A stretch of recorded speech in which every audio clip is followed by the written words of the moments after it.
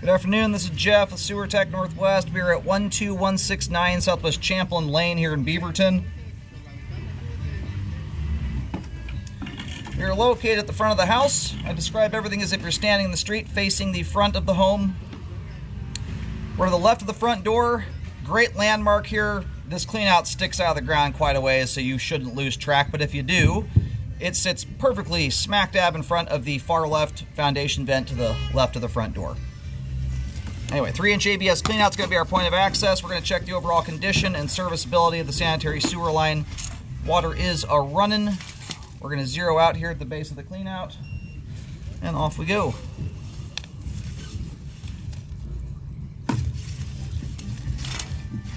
Hoping for no construction debris in the line today.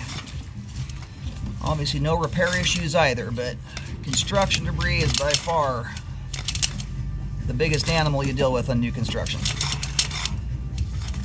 Very common problem. And it's not the funny kind of stuff like a kid's toothbrush that's in your average sewer line out there. What gets into these things, in fact, that's it right there. There's the main culprit. Right there as we make this dive. We just transitioned over to 4-inch 3034 PVC. That's the green pipe we're in now.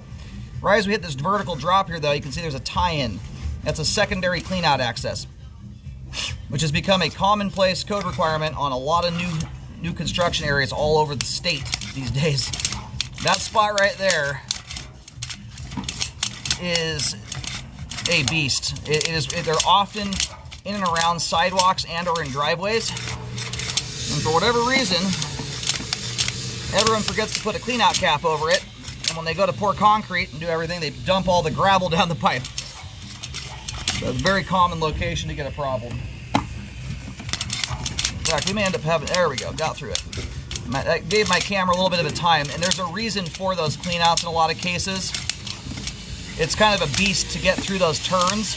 That's why they in a lot of cases require the second cleanout. There's a lot of drain cleaning implements that just simply cannot navigate that. And you've got to have a different access point to service that end of the sewer line.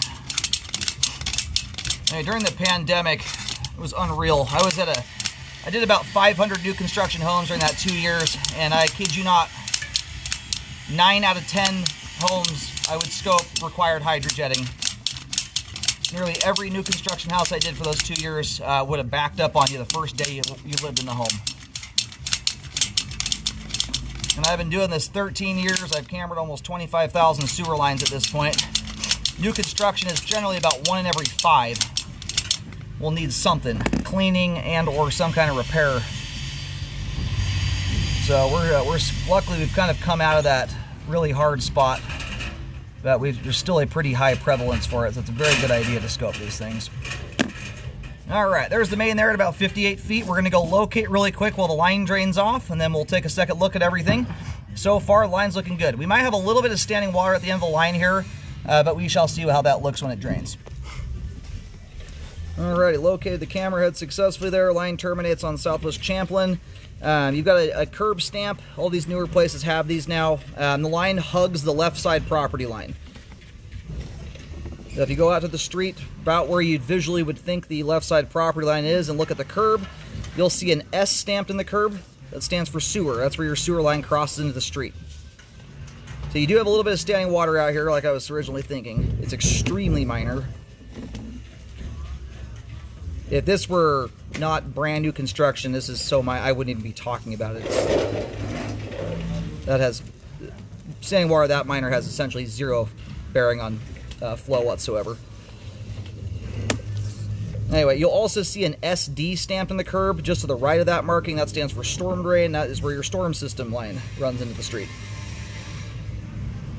Anyway, what you've got here right now, at worst, it's somewhere between a 32nd of an inch and a 16th. It's extremely minor. The only reason you can even see the standing water is because I'm moving my camera to ripple the water. So even for new construction, this is too minor, in my opinion, to go ripping the entire roadway out. Oh, my dang foot counter just glitched out there, darn it. Anyway, I'll write this up on the report.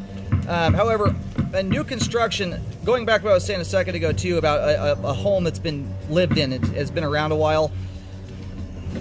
if you've got settling like this after 15 years of the house being there, the line sitting in the ground, you know with almost certainty that's it. That's all it's going to ever do.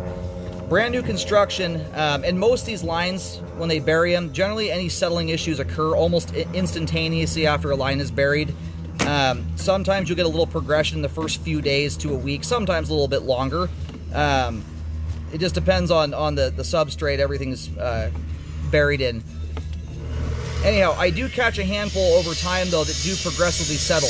They're so new in a lot of cases into the ground that you just don't know what they're going to end up doing.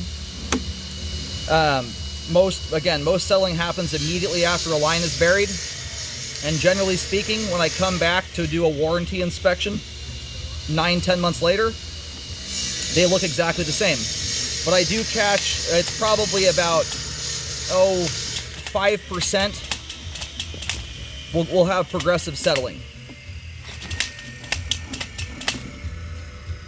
Yeah, it's a crazy miner. It's hard to even tell where it starts and stops. It's such a small amount of water. So I'm gonna write it up that you've got around a 32nd of an inch of standing water throughout the 3034 PVC. That little bit of junk you see on the sidewall right there on new construction is a very common thing to see. Sometimes it's dirt stuck on the pipe ends from where they just installed the line, but they also use a substance called duck butter. It's a grease, it's like Vaseline. They smear that all over the pipe ends. That way when they shove them together in the coupler, they slam home all the way. And the pipe ends butt up against each other. They don't stop shy. So it's pretty common to have a little bit of grease substance, and it often picks up a little bit of dirt too. Anyway, it looks like that standing water there, by and large, is ranging from around the sidewalk area to the street. It's the latter half of the 3034. I'll write that up on the report. You've got extremely minor standing water, and to do a rescope around 9-10 months into that 1-year warranty to make sure you don't have any progression taking place. As you saw here, you've got a very, very hard vertical drop here you go through. I shouldn't say it's very hard, but you've got plenty of fall. This is a very steep diving line.